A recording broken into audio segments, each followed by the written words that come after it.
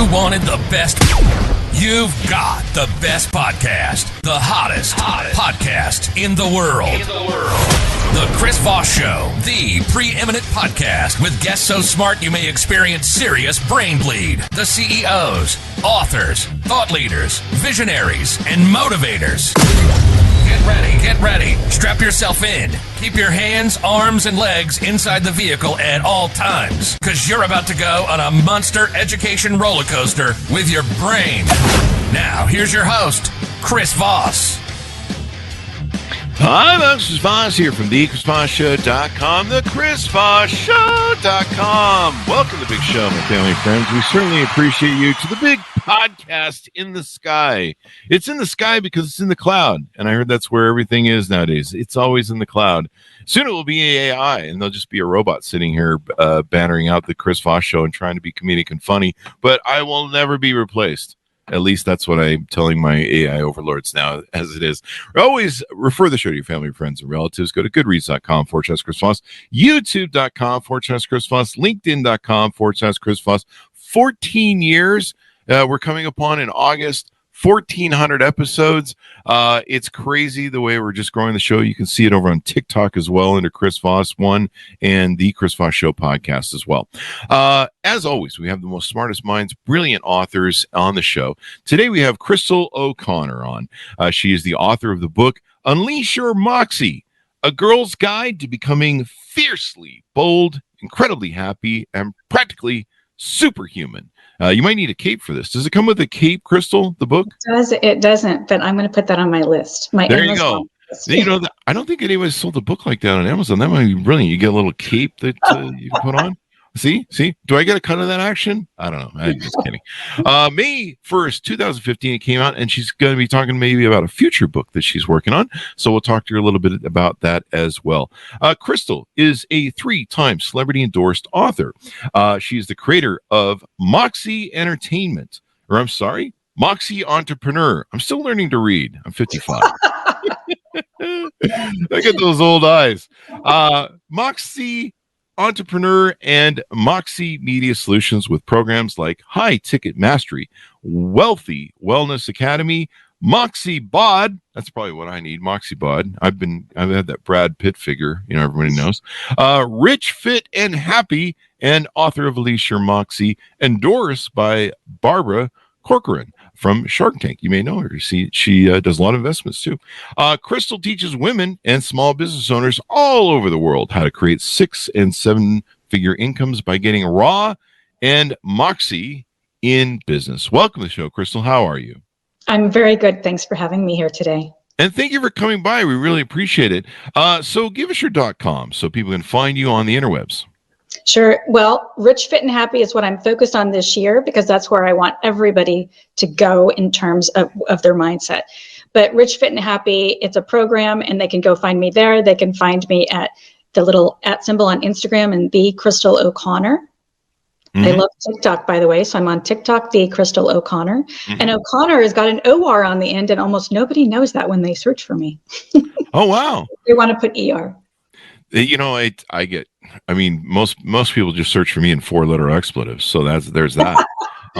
So is the website then richfitandhappy.com? Yes. Okay, there we go. And so tell us about a little bit about your history, your origin story. What made you kind of get into the area of work that you're in? And can you tell us what Moxie means for those who are laymen? We'll lay a foundation to what that means, or at least what it means to you and how you motivate people with it. Sure. They used to call me Moxie, and I didn't know what it was. An older man called me Moxie when I was in sales. So I went from education to sales because money, right? I had 3 kids in a short period of time, and I did not see myself successfully being a teacher, leaving my kids to be with other kids, only to give all of that income to daycare. So I shifted and worked for a TV station, and I wrote commercials, I sold commercials, I sometimes did the voiceovers, and I learned a lot and worked with small business owners. So that is where I got the name. An older guy called me Moxie because that is what it takes to hit the sales numbers. That's what it takes to get anything going. And it means energy. There you go. You've got to have the energy, and that gives you the confidence. The action turns into confidence. There you go. And having a Moxie, I'm trying to think of the definition here. It definitely gives you a force of character, determination, or nerve, according to I guess the internet, as it were. And so you kind of use this as a brand thing for yourself. Yeah, I did. And you know what? It started out as Moxie Mompreneur because I like alliteration. And then I switched it to Moxie Entrepreneur because I didn't think mompreneur was something that was taken seriously back then. So I just switched it to Moxie Entrepreneur. That is not where I'm staying, because entrepreneur is suing people that use the word entrepreneur in their business. So we won't get into that. Yeah, they think they own the word, and they want to take anyone down that uses the word. Really? Wow. Yeah, I've actually stopped reading Entrepreneur Magazine because of that. Not a good thing for me to be saying, I guess. That's crazy. So, does anyone still read Entrepreneur Magazine? I don't know. I don't know. Not me. It also, according to Merriam-Webster, means energy, pep, courage, determination, and know-how. So, I mean, this is a great word. So I've done it is. I love it. It's something that has just kind of stuck with me.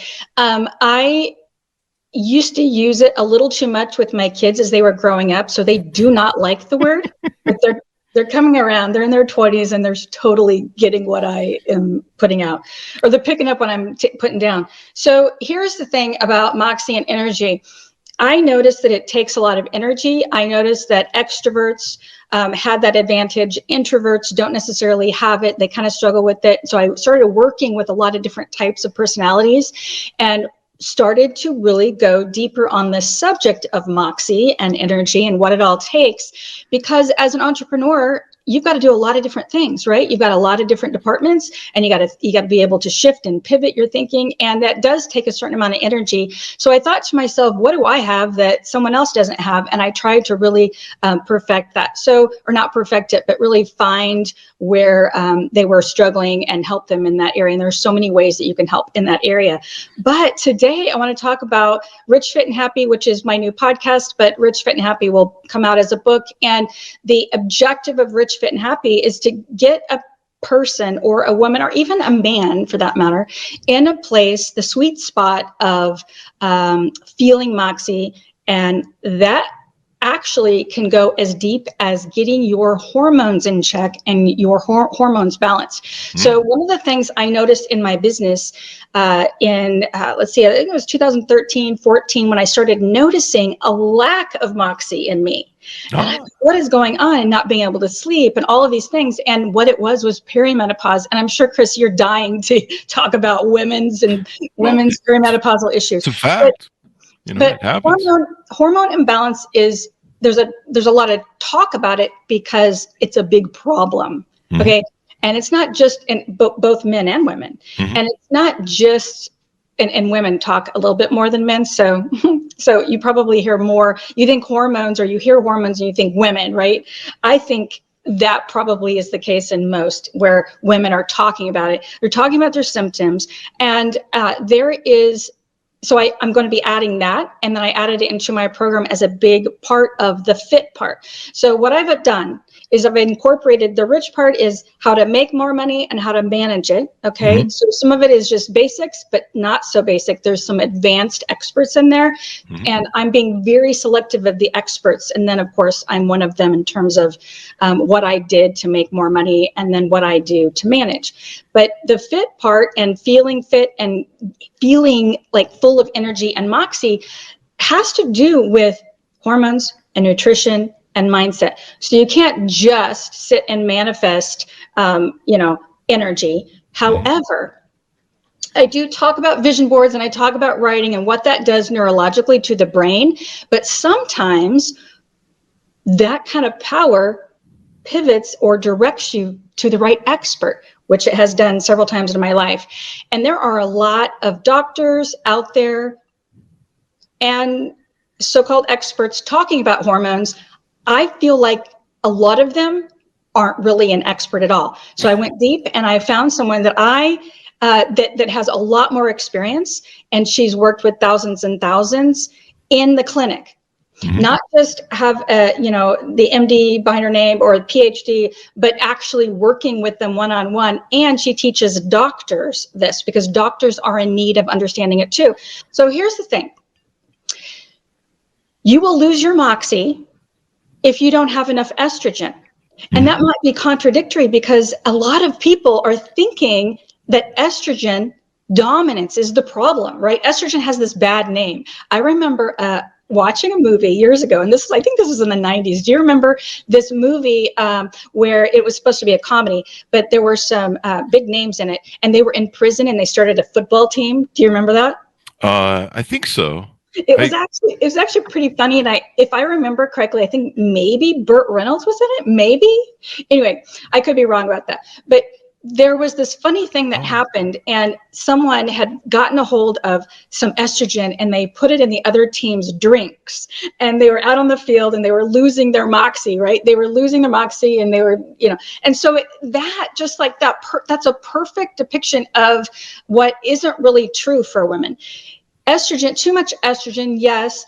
Estrogen dominance can give us a lack of Moxie, but we need estrogen in higher doses than people think in order to think straight. Some of us we start to get brain fog. We can't function because we can't sleep. So what happens is women will start reaching for alcohol and wine to relax. So they're like wired at night and they can't function during the day. And this is a real problem for women. And so what I started noticing was that when I would work with women, they would start to lose momentum. So I became obsessed with trying to figure out, why are they losing momentum? And then why did I start losing momentum? And then gaining weight and feeling exhausted and not being able to handle a lot. And think about it. Our estrogen is really high when we're at the point in life where we're having babies, right? And there's a reason for that, because we're supposed to be able to multitask. We have the strength to manage a lot. Think about little babies, we're cooking, we're handling a lot. That's why we were given a lot of estrogen in our 20s, right? Because it helps our brain. It helps with brain fog. It helps with a lot of things, procreating for one. But I have learned, and I'm going to bring this expert, I won't say her name now, but I'm going to bring her expert into Rich, Fit, and Happy. She has proof, and there is a lot of coming up. She's a little different in the way she thinks, but I love it. She thinks that menopause can be prevented, not managed, prevented. So this is something that I want to talk about more, and I don't want to bring in a plethora of experts because they're not really all experts, and it's confusing, and a confused mind doesn't buy anything. So I was trying to be very selective in who I brought on, and I'm really excited to bring her on. She teaches doctors and has for years. She's very passionate about it, but we've got to not be confused as we're going to an expert. We got to know who to go to and what to look for, because what's happening is there's a lot of doctors jumping on the bandwagon for the money part of it, and they don't really know what it's like. They're throwing what do they call that, putty on the wall to see what sticks. And what do people in general? I think for years, too many years, we looked at an MD. Oh, they must know what they're doing, right? Not always the case, especially this. Okay. So there's The Longest Yard was the movie. Was that the movie with Burt Reynolds? Yeah, are you looking it up? I'm pretty sure. I did for you. Was it Burt Reynolds? Yeah, it was Burt Reynolds. It was the movie The Longest Yard. At least that's what Google's feeding me.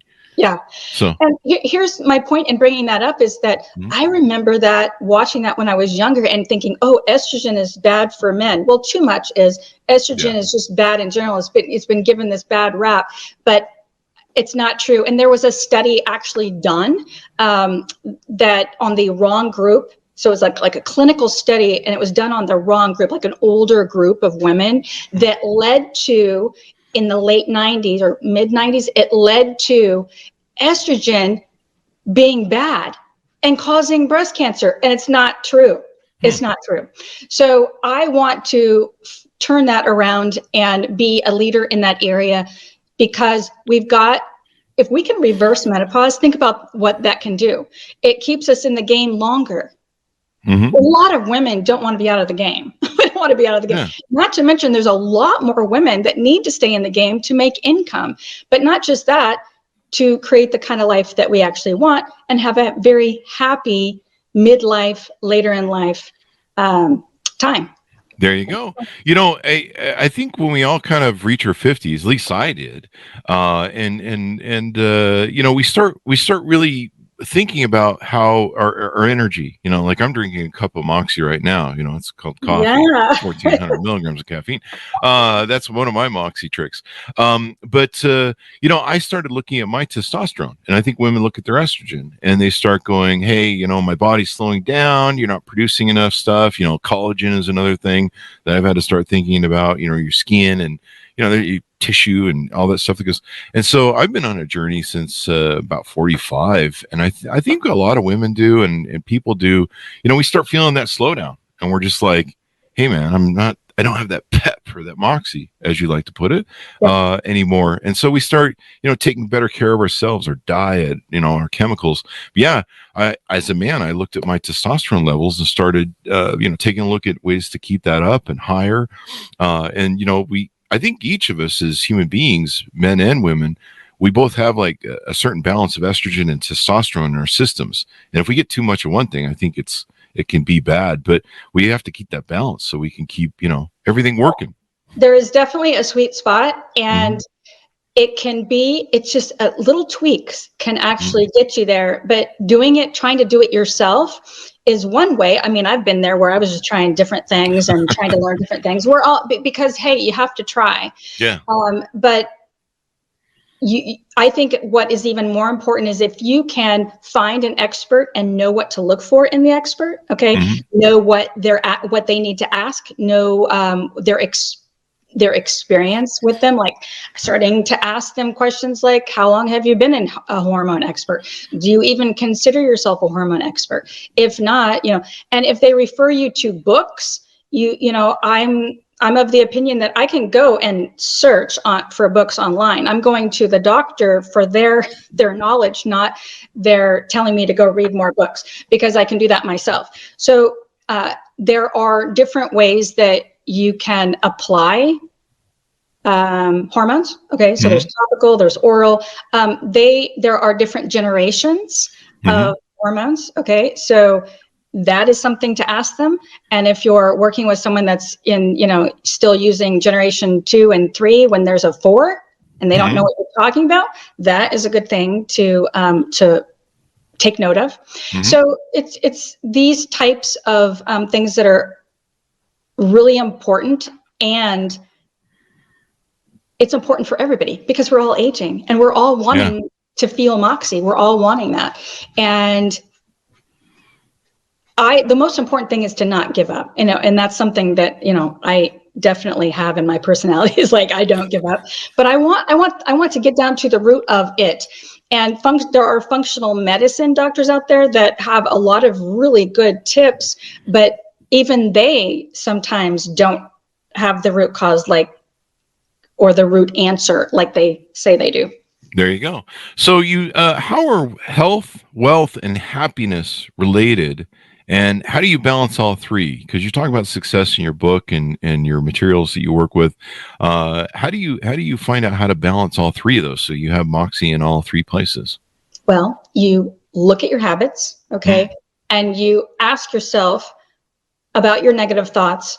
Why are your thoughts the way they are? You start to change your thoughts by doing certain things. And I know it sounds really simple, but it actually works. And that is, you write it, you say it out loud, and you visualize. If you don't see a drastic change and you find yourself going back to the negative thoughts, then start asking yourself why that is. Usually when you write and you say and you visualize, you will actually, I know the term manifest is overused, but you will actually start to draw to you the right teachers. I believe that with all my heart. You will start to attract the answers to some of your problems. But you also have to know what you want, okay? That's really important, and it's shocking how many people don't. Just like if you go to a hormone doctor, you need to know what you're wanting, like what's the outcome that you're wanting. And some people have been in a state of mediocrity or they've been in a state of tolerating what they shouldn't be tolerating and not even realize it completely. So you can feel good and look good for a very long time, and you can feel really energetic about and excited about what you're doing. And if you can't do that with your, doing those three things that I just told you about, like taking the 3-prong approach, then maybe start watching the experts and that come into your view, like I did. And I attracted someone that I feel like I'm actually going to start doing business with and creating more joint ventures with, because I feel like she definitely has the answer. Well, I know that she has the answer. Mm-hmm. So start attracting what you want.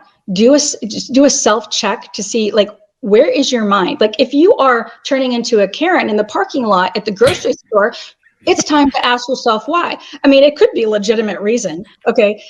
It could be a legitimate reason, or you need to get your hormones in check. There you go. Note to self, quit being a Karen in the parking lot. There we go. Why is that so popular? I almost hate the name. I have a couple of friends named Karen, so I actually hate using that, and I'll never use the term. I only used it on this podcast because, everyone knows Karen is these days. Yeah. And I like how you talk about the balance between those three things, because it's hard to develop wealth and work hard and work smart and use your brain, especially as you get older, if you're not healthy. I've lost 100 pounds. I intermittent fast now. I've always, like you mentioned, look good. I always have that Brad Pitt sort of image throughout most of my life. He calls me for tips. And, I started slowing down in my old age, and I was like, hey, it's harder to, sometimes wake up and work through the day. And, I had to start saying, hey man, you got to get 8 hours of sleep. We've got an 8 sleep bed that, make sure that it's heated and warm, gets me in the deep REM sleep. And like that, my whole life revolves around 8 hours of sleep. Like, I even saw Jeff Bezos talk about it one time. He was like, hey man, they were like, what are your keys to success? He's like, 8 hours of sleep.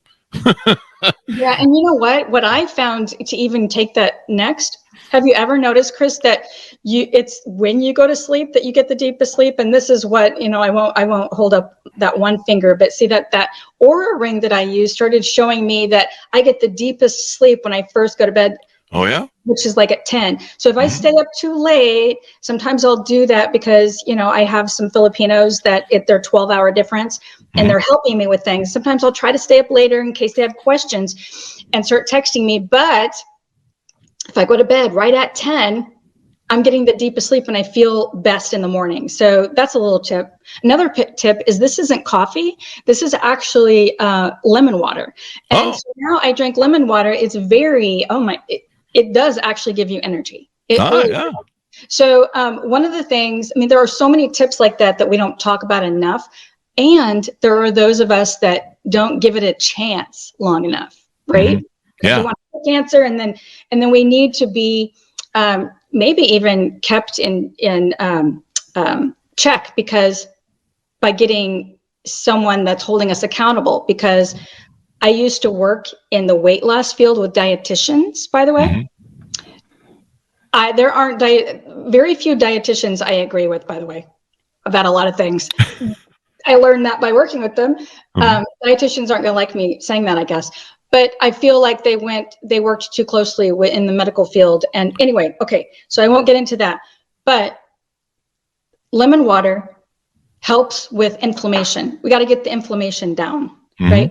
And I noticed when I would try to hold people accountable while they lost weight, I'd have to have them write it down and show me. And that consistency helped create the habit. So habits make us happy.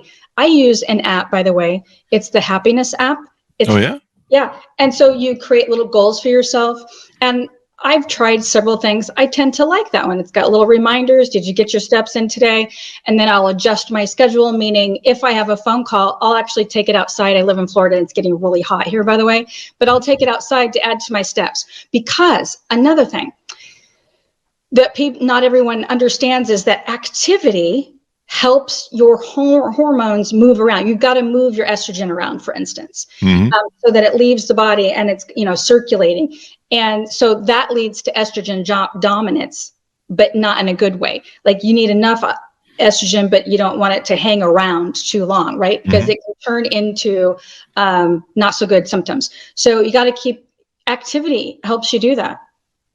There you go. I with my intermittent fast, my pattern is we have coffee in the morning, and then when I start kind of feeling kind of pangs or some buggery to maybe eat something, I have lemon water. So I have 2 lemons in water, and there's an alkaline effect to it too. I don't know if you've studied alkaline water and alkalinity and the body's alkalinity, and that's what's great about lemons, because my understanding is, I'm not a scientist, people, so don't sue me.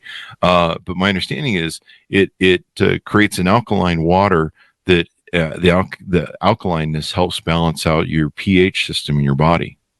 Yes, that can help. Yeah, and it helps take the pangs away too, if you're interested in eating. Yeah. Yeah, and it goes along with the whole helping keep your inflammation down. Inflammation does lead to disease, and I think people are starting to understand that more and more now. Mm-hmm. Yeah, and sometimes I'll do that, and then I'll do a cup with a tablespoon, not a whole cup. I'll make sure I get that right, of apple cider vinegar, and just a little tablespoon. And then if I want to repeat that method, I'll do that throughout the day, and I can intermittent fast most of the day doing that and using some salt. So I can attest to the lemon water. It's really great for you. I'm glad that you're doing that. And so how much weight did you lose, Chris? I've lost over 100 pounds. What? Did I miss that part? Did you say that earlier and I just missed that? I might have, but there's a lot going on with the show. Yeah. So, I lost 75 pounds, and then I gained most of it back after my dog died, and then I lost 100 pounds. So there's that. And all through intermittent fasting and alkaline water with it's amazing, and it makes you feel good, and I think it's good for your liver and kidneys, and just kind of cleaning all the nasty stuff out of you. Yeah, autophagy, right? Yeah. Autophagy is like something that needs to be talked about more, and I know that it was a Japanese guy, can't pronounce his name or think of it at the moment, but it was pretty important what he did, and a few years back he got a Nobel Prize for his research in intermittent fasting and autophagy specifically, and how autophagy actually can help prevent cancer. And so why those types of things are not talked about more to the general public, and they're looked at as controversial, kind of bugs me. That's a really important piece of information. And so autophagy is important, anything to boost autophagy, and intermittent fasting does it like so much better than most anything else. Have you heard that too? I haven't studied what's it called, autophagy? Autophagy, and it's just like the rejuvenation of your cells, like your cells cleaning each other and getting rid of any old. So it's like renewing your cells. Oh, okay, it's the renewal process. Okay, I pulled it up here on the thing. I'll do some studies on that and learn about it. That's a new term. This is why we do the show, so that I learned stuff. Yeah, and so the Japanese guy, I wish I could think of his name right now. The Japanese guy that did that study, he won a Nobel Prize in medicine for that. So you can Google that too. Yeah, and this is a way, evidently, I'm just kind of paraphrasing off what I'm Googling here, but evidently it helps with fight cancer because it gets rid of bad cells. Yeah. So there you go. That's always good to have. So you teach in your courses and stuff different ways to build entrepreneurs. What are 3 skills you've acquired as an entrepreneur that you'd never have as an employee? That I never did. That I never acquired as an employee. I think as an employee, I felt very more creative, and I liked, and I never felt like a leader as an employee. And so I wanted to be a leader, and I didn't know that as a kid growing up. I felt like I was kind of like the troublemaker, and I kind of share that in my book. Some funny little stories about, I went to a Catholic school and we had nuns, and I kind of and I loved, by the way, I never have anything bad to say about the nuns. They never hit me or anything. So I wasn't from the 50s and 60s. I grew up in the 80s. You missed that whole thing. Yeah, I missed it. Thank God. Right. And I had nuns that were great aunts. So I think I shared that in the book as well. Yes. And so one of the things that I really didn't like is that they showed me habits. I didn't want to know habits. I didn't want to understand that as a kid. Right. Yeah. But one thing that I didn't get as an employee is the freedom to be creative. Yeah. And I didn't in their defense, my employer's defense, I probably wasn't showing it. I needed to show that I needed or wanted to be a leader in other ways. But that was one of the things. I love to be creative. And one thing that I'll do is I'll work extremely hard when I have that freedom, when I have the freedom to come and go. And I saw that when I was in sales. And I didn't see that until I was in sales. And I started getting different feedback from my employers. And that's when I thought, okay, so I was supposed to be in sales all along.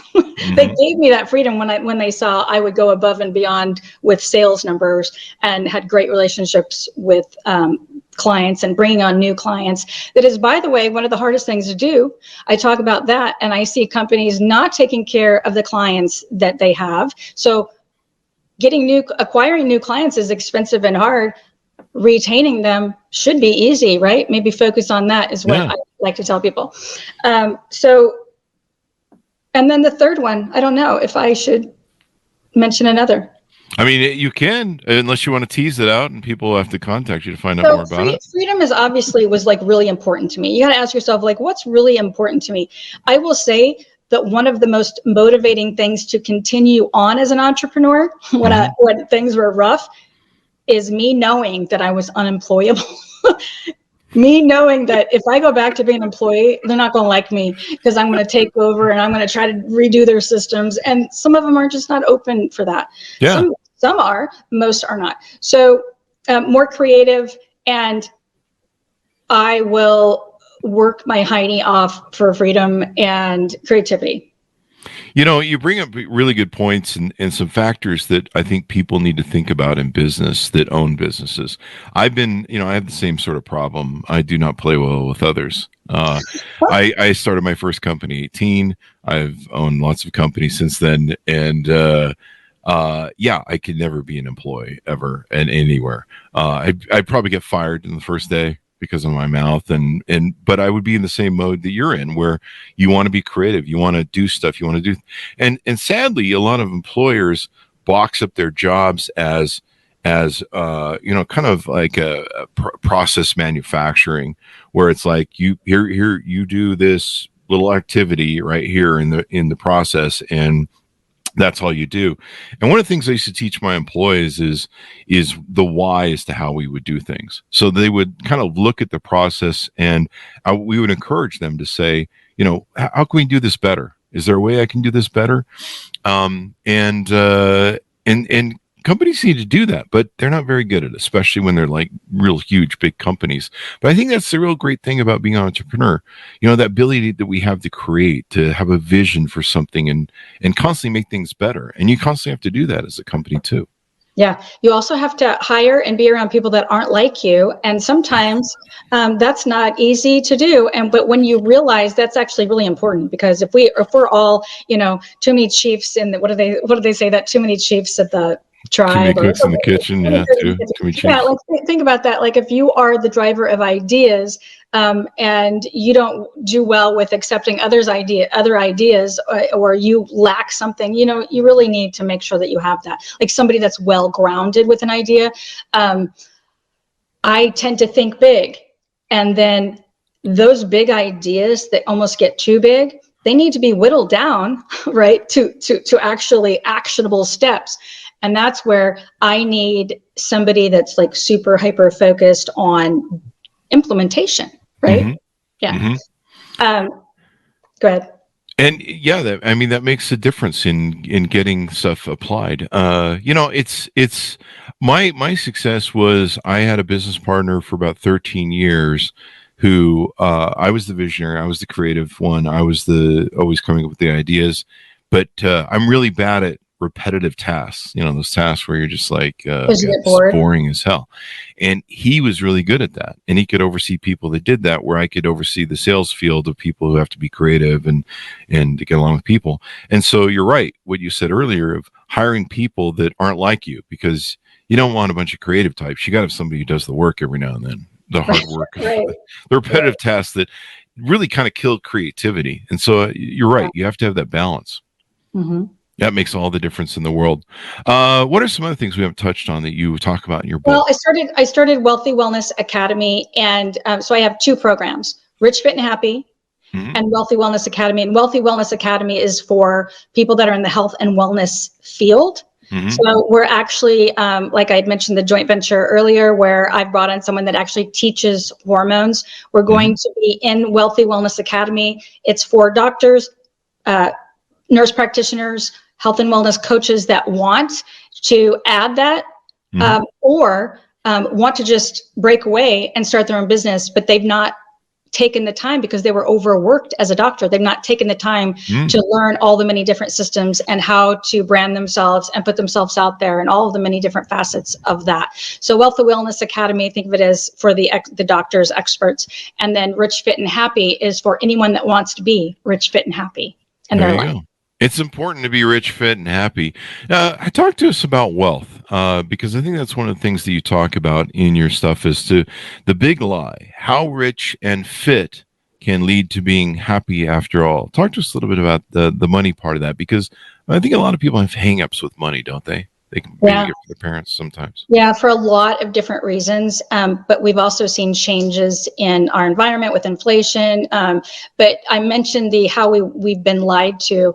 We have been lied to, and our brains have been lied to for years because TV was really the only outlet, and programs which programmed our minds. So the human mind can be programmed, and that's why it's important that we be very aware of what is programming our mind, because sometimes we can be programmed and not even realize it.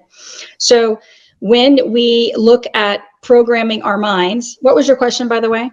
The question was how did money and things like that, money topic. Okay, so we were programmed, and I don't know who ever started it. We were programmed to believe that money is bad, money is evil, right? It's the root of evil. And I say it's the absolute opposite. And I, as a teenager, lived in my car, and I know what it's like to not have a whole lot. Okay. Oh, wow. That was pretty scary.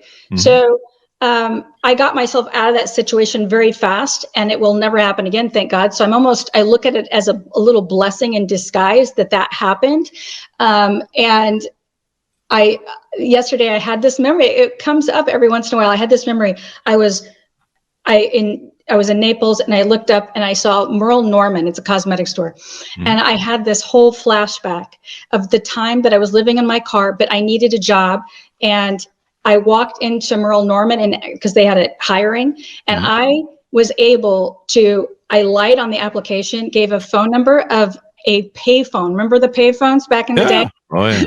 And I stayed by the payphone until they called. I would just go back to that payphone every once in a while. I didn't just sit there the whole time. But it was a very scary time. But I was able to get a job as a sales manager there. I didn't even take the job because I ended up moving. But what that did for me was prove just how resilient and resourceful I could be when I was at rock bottom. And if you are listening and you feel like that, just know, keep going, keep going, keep taking actions. And I'll never forget that experience. But I'm also aware that staying in that place and poverty is actually linked to bad everything. You will surround yourself with people, because here's the thing, it doesn't just affect where you live. It affects your mindset, and how you see yourself. If you stay in that place too long and you start to see yourself as somebody that is lower class, somebody that doesn't deserve, it kills your confidence, and you're putting yourself more at risk to stay there and start attracting more of it and more problems. There are so many problems linked to poverty. We can't deny that, right, Chris? We can't deny that. So if you want to live a better life, you've got to do different things. You've got to surround yourself with the 5 people that have the lifestyles that you want, that are doing the things that you want. And so getting back to that lie part, I believe it is linked to so many problems. You cannot live the life that you truly want of health and happiness when you're living in poverty and surrounding yourself with others that are in that place. I'm going to stand by that. And it doesn't mean that you can't be happy with simple things. I like simple things. Are you kidding? Yeah. I actually I don't want to live a life. I don't need, I shouldn't say, sometimes I want to just take the day off and go stay at the Ritz, which there's 3 of them here in Naples. And I could if I wanted to. It's not necessarily what I want to do all the time. It doesn't make me so happy that I want to do it all day. I actually want to help others. Mm-hmm. And you've got to be able to afford helping others. Am I right? True. Yeah, because your time, when you have money, your time is valuable, and you sell your time. James Baldwin said, anyone who has ever struggled with poverty knows how extremely expensive it is to be poor. If you Google it, I mean, it's far more expensive to be in poverty, especially when it comes to like health insurance, maintaining your health. We've had a lot of authors and doctors on the show that have talked about how, if you don't do pre-medicine, pre-health checks on yourself and stay ahead of the curve, it's more expensive to be on the post end of that than it is to be on the front of it. So there's lots of different examples of what you're saying. Yeah. Mm-hmm. So, but you can't give back much either. Not in the way that That's you true. could. That's a really good point. You can't give back. And when you can't give back, you're just focused on trying to just survive, right? Mm-hmm. Yeah. That's Absolutely. a really good, excellent point. Well, as we round out the hour, what anything more you want to tease out, Crystal, on your book and some of the different things you do with your coaching? We've talked about your podcast as well. What's the name of your podcast? Let's get a good plug in for that too as well. Rich, Fit, and Happy. Rich, Fit, and Happy. I love the brand you're using. Is the new book going to be called Rich, Fit, and Happy then? Yeah, I think you mentioned is. that, but I just want to clarify it for people who want to Google it. Yeah. And do you have a anticipated date for release on that? I am actually within the next 3 months. There you go. And then you probably have a whole community and stuff that you built so that people can. If you look up Rich, Fit, and Happy on Facebook, mm-hmm. there's a group that is just starting to bud and grow, and I'm going to focus on those topics. So I want to teach how to make money, how to manage it, and then how to actually start taking care of yourself better. That's another thing that, we talk about self-care. If you are at a job that you don't like, which is causing you to surround yourself with people that complain and you don't like to be around them, you're affecting yourself in so many negative ways right there. Yeah. And so that is something that I want to teach people. You've got to make different income streams. That's why I started Moxie Entrepreneur in 2008. I was actually, I got my real estate license to work with investors. And I told that story, and I've told that story several times on podcasts. What really changed my life almost overnight was going to a Robert Kiyosaki event and learning about real estate. And the interesting thing was I didn't really stick with it, meaning I flipped a couple of properties. I didn't like it, but what I did learn out of that was it was just my mindset and passive income. I learned passive income. So he has this game, and in that game called the Rat Race, Cash Flow, I think, or something like that. Mm-hmm. Either Rat Race or Cash Flow. It really is a great game to help you understand, because again, we were programmed in school to say, go get a job, go get a degree. Okay. And that's not really the answer to it all. The answer are income streams, creating more time for yourself. So that game does that. That changed everything for me. And I immediately quit. I immediately started doing what I wanted to do once I got that in my head. And many times, in order to quit the job that you don't like, you have to focus on creating a little nest egg, right? And passive income. And so that's what I teach. I teach how to create those income streams, setting it aside so that you can quit and shift, and then taking it to the next level. So I was able to start my coaching business with Moxie Entrepreneur and do 6 figures in a short period of time, which I had never been able to do as an employee. And that changed everything for me. There you go. It makes all the difference in the world. So this is a great reason why people should reach out to you, buy your book, get to know you better, and work with you on future projects. Give us your .coms, Crystal, so people can find you on the interwebs. richfitandhappy.com, wealthywellnessacademy.com, and then Instagram is The Crystal O'Connor, TikTok is The Crystal O'Connor, and join me. And then when you get there, you can see my little links inside my link tree on my bio at my Instagram. There you go. Crystal, thank you for coming on the show and enlightening us. This has been wonderful and informative, and I hope people reach out to you and get to know you better. Thanks for having me, Chris. There you go. And thanks, our audience, for tuning in. Order up the book wherever fine books are sold, but only go to the fine bookstore. Stay away from those alleyway bookstores. I had to get a tetanus shot when I was in one yesterday. I'm just kidding. It's just a joke. There's fine bookstores everywhere. Please support your local bookstores. You can buy it on Amazon if you like to as well.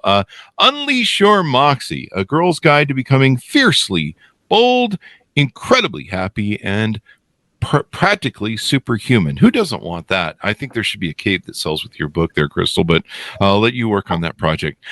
Thanks to my audience for tuning in. Go to goodreads.com/Chris Voss, youtube.com/Chris Voss, linkedin.com/Chris Voss. Subscribe to the big LinkedIn newsletter. That thing grows like a monster every day. It's crazy in the big 130,000 LinkedIn group. Thanks for tuning in. Be good to each other. Stay safe, or else. I don't know what that means. We'll see you next time.